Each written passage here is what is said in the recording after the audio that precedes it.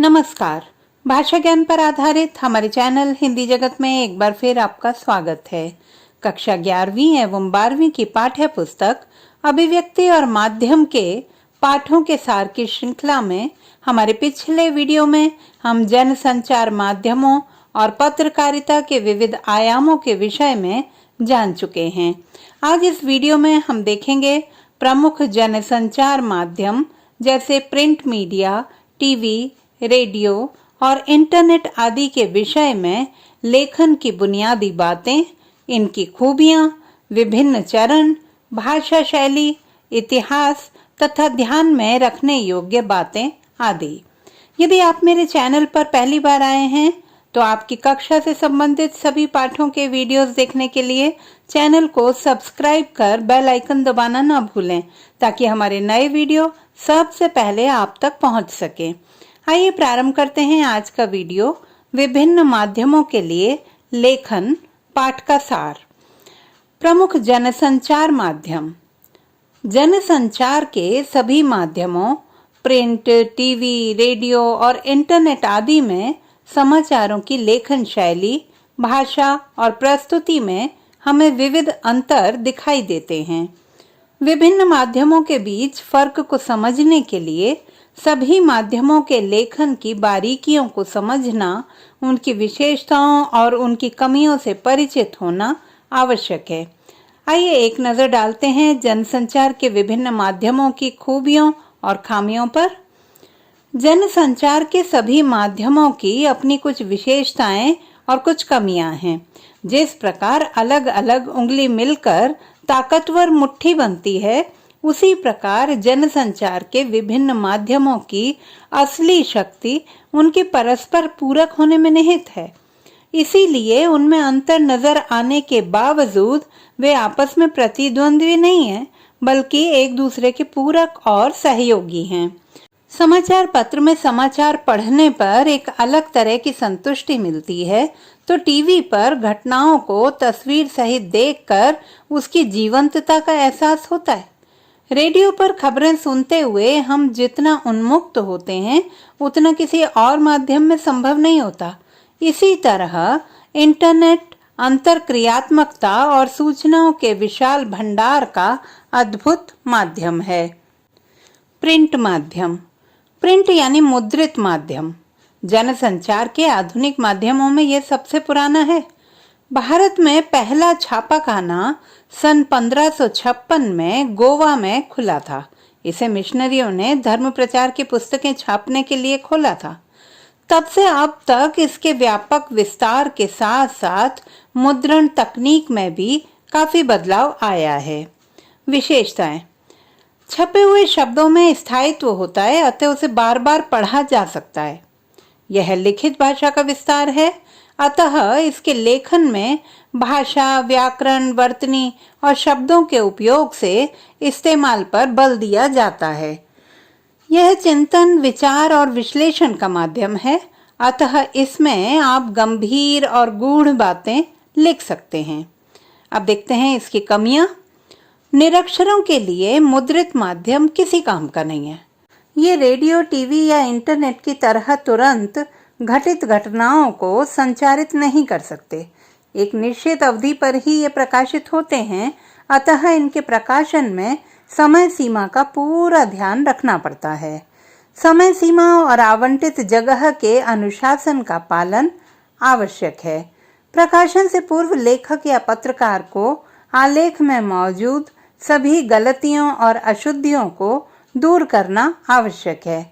लेखन में सहज प्रवाह हेतु क्रमबद्धता आवश्यक है। रेडियो एक श्रव्य माध्यम होने के कारण इसमें सब कुछ ध्वनि, स्वर और शब्दों पर आधारित होता है।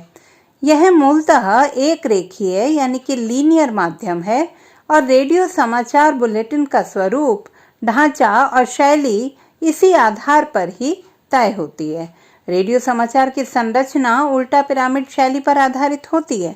इसके अंतर्गत समाचार को 3 हिस्सों इंट्रो, बॉडी और समापन में विभाजित किया जाता है। रेडियो समाचार लेखन हेतु बुनियादी बातें। साफ सुथरी और टाइप्ड कॉपी का ही प्रयोग, उच्चारण में कठिन शब्द एवं संक्षिप्त अक्षरों का प्रयोग नहीं। अंकों के लेखन में विशेष सावधानी, जैसे 1 से 10 तक के अंकों को शब्दों में और 11 से 999 तक अंकों में लिखा जाना चाहिए, लेकिन इससे बड़ी संख्याओं को शब्दों में ही लिखा जाना चाहिए। प्रतिशत एवं डॉलर जैसे संकेत चिन्ह का प्रयोग वर्जित है, इन्हें शब्दों में लिखा जाना चाहिए। संक्षिप्ताक्षरों के प्रयोग से बचें। विशिष्ट शब्दों जैसे यूनिसेफ, सार्क आदि का प्रयोग किया जा सकता है। टेलीविजन, यह एक दृश्य श्रव्य माध्यम है जिसमें दृश्यों का महत्व अधिक है। इसीलिए टीवी के लिए समाचार लिखने की बुनियादी शर्त दृश्य के साथ लेखन है। इसमें कम से कम शब्दों में ज्यादा से ज्यादा समाचार बताने की कला का इस्तेमाल होता है। टीवी पर समाचारों को 2 तरह से प्रस्तुत किया जाता है। बिना दृश्य के समाचार वाचक द्वारा समाचार पढ़ना, पर्दे पर समाचार वाचक के स्थान पर समाचार से संबंधित दृश्य दिखाना। टीवी पर दिखाए जाने वाले समाचारों को विविध चरणों में बांटा जा सकता है। फ्लैश या ब्रेकिंग न्यूज, जिसके अंतर्गत कोई बड़ी खबर तत्काल दर्शकों तक दिखाई जाती है। ड्राई एंकर, बिना दृश्य के समाचार दर्शकों को पढ़कर सुनाना। फोन इन, रिपोर्टर से फोन पर बात करके सूचनाएं दर्शकों तक पहुंचाना।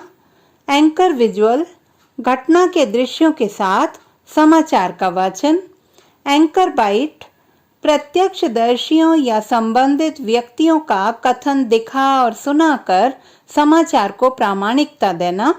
लाइव, किसी घटना का घटना स्थल से सीधा प्रसारण। एंकर पैकेज, किसी भी समाचार को संपूर्णता जैसे घटना के दृश्य, कथन एवं ग्राफिक्स आदि के साथ प्रस्तुत करना। अब देखते हैं इसकी कमियां। टीवी समाचार लिखते समय कथन अर्थात बाइट्स एवं प्राकृतिक आवाजों का ध्यान रखना जरूरी होता है। किसी भी समाचार का वॉइस ओवर लिखते समय उसमें शॉर्ट्स के मुताबिक ध्वनियों हेतु गुंजाइश रखना आवश्यक है। छोटे छोटे वाक्य, सुगठित संपादन एवं भाषा में धैर्य आवश्यक है। देखते हैं रेडियो और टेलीविजन समाचार की भाषा शैली। सरल, सहज, प्रवाहमयी, गरिमापूर्ण भाषा। वाक्य छोटे, सीधे और स्पष्ट हों।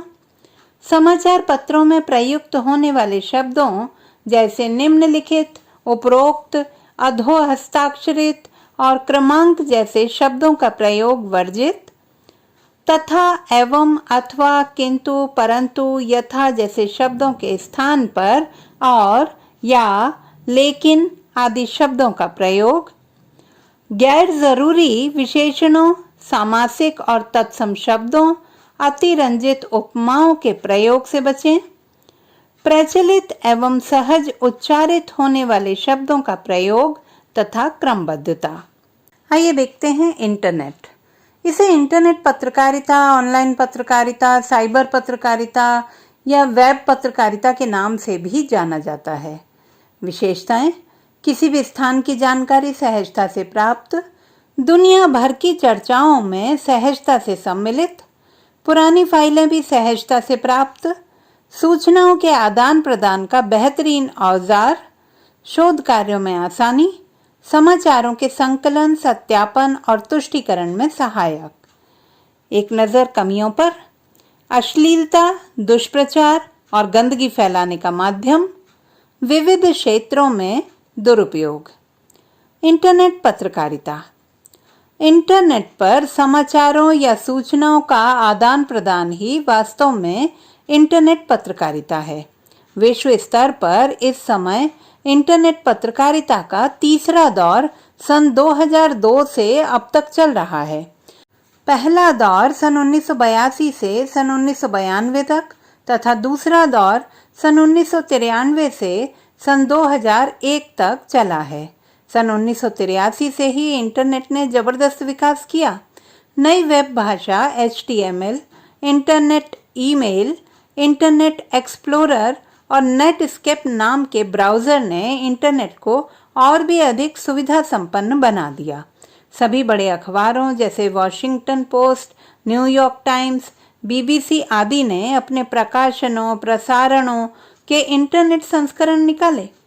न्यू मीडिया के नाम पर .com कंपनियों का उफान आया। हालांकि ज्यादातर .com कंपनियां अब बंद हो गई हैं। सन 2002 से शुरू हुए तीसरे दौर को सच्चे अर्थों में टिकाऊ माना जा सकता है। भारत में इंटरनेट पत्रकारिता का अभी दूसरा दौर चल रहा है।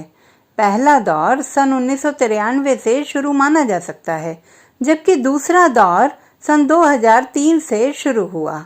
आज पत्रकारिता की दृष्टि से Times of India, Hindustan Times, Indian Express, Hindu, Pioneer, NDTV, Zee News, Aaj Tak जैसी साइटों को बेहतर माना जाता है।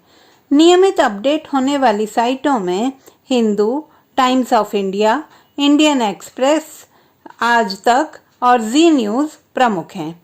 हालांकि भारत में सच्चे अर्थों में यदि कोई वेब पत्रकारिता कर रहा है तो वह rediff.com, इंडिया इंफोलाइन एवं सीफी जैसी कुछ साइट्स हैं। रिडिफ को भारत की पहली साइट कहा जा सकता है। वेबसाइट पर विशुद्ध पत्रकारिता शुरू करने का श्रेय तहलका.com को दिया जाता है। हिंदी नेट संसार। हिंदी में नेट पत्रकारिता वेब दुनिया के साथ शुरू हुई। इंदौर के नई दुनिया समूह से शुरू हुआ ये पोर्टल हिंदी का संपूर्ण पोर्टल है। इसके साथ ही जागरण, अमर उजाला, नई दुनिया, हिंदुस्तान, भास्कर, राजस्थान पत्रिका, नवभारत टाइम्स, राष्ट्रीय सहारा समाचार पत्रों के वेब संस्करण प्रारंभ हुए। प्रभा साक्षी नाम से प्रारंभ समाचार पत्र सिर्फ इंटरनेट पर ही उपलब्ध है। पत्रकारिता के लिहाज से हिंदी की सर्वश्रेष्ठ साइट बीबीसी है। वर्तमान में कई साहित्यिक पत्रिकाएं जैसे अनुभूति, अभिव्यक्ति, हिंदी नेस्ट, सराय आदि अच्छा कार्य कर रहे हैं। यहाँ तक कि सरकार के तमाम मंत्रालय, विभाग, सार्वजनिक उपक्रम और बैंकों ने भी अपने हिंदी अनुभाग प्रारंभ कर दिए हैं। हालांकि हिंदी फॉन्ट की समस्या के चलते हिंदी की वेब पत्रकारिता अभी अपने शैशव काल में ही है। हमारे पास अभी तक कोई एक कीबोर्ड नहीं है। डायनामिक फॉन्ट की अनुपलब्धता के कारण हिंदी की ज्यादातर साइट्स खुलती नहीं हैं। अब माइक्रोसॉफ्ट और वेब दुनिया ने यूनिकोड फॉन्ट बनाए हैं। जब तक हिंदी के बेलगाम फॉन्ट संसार पर नियंत्रण नहीं लगेगा और कीबोर्ड का मानकीकरण नहीं होगा, तब तक यह समस्या बनी रहेगी। तो बच्चों, आशा करती हूँ कि पाठ का यह सार आपके लिए अत्यंत उपयोगी सिद्ध होगा। अभिव्यक्ति और माध्यम पाठों के लघु प्रश्नों, बहुवैकल्पिक प्रश्नों एवं विस्तृत प्रश्नों पर आधारित हमारे वीडियोस देखना ना भूलें। भाषा संबंधी किसी भी समस्या के समाधान हेतु बने रहिए सुनीता भटनागर हिंदी जगत के साथ। आपका दिन शुभ हो।